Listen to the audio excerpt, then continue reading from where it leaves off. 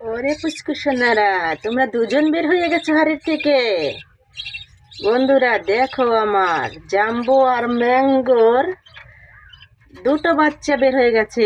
এই যে এ হলো ম্যাঙ্গো আর ও হচ্ছে জাম্বো। ওর দ্বিতীয়বারের মতো বাচ্চা।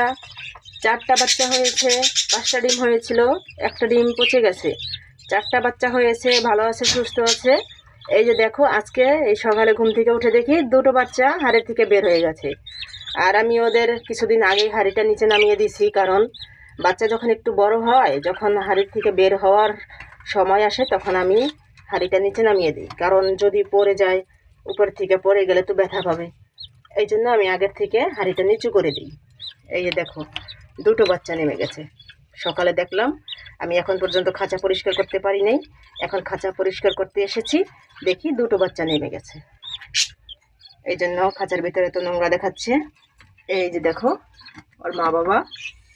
এই যে ওটা হচ্ছে ওর বাবা, এই যে এটা হচ্ছে জাম্বো। আর এই যে দেখো, এটা হচ্ছে মা। এটা হচ্ছে দ্বিতীয়বারের মতো বাচ্চা। এই যে দ্বিতীয়বারে ডিম পেড়েছে, সে তার থেকে বাচ্চা হয়েছে। ভালো থেকো বন্ধুরা, আজ এ পর্যন্তই। খোদা হাফেজ।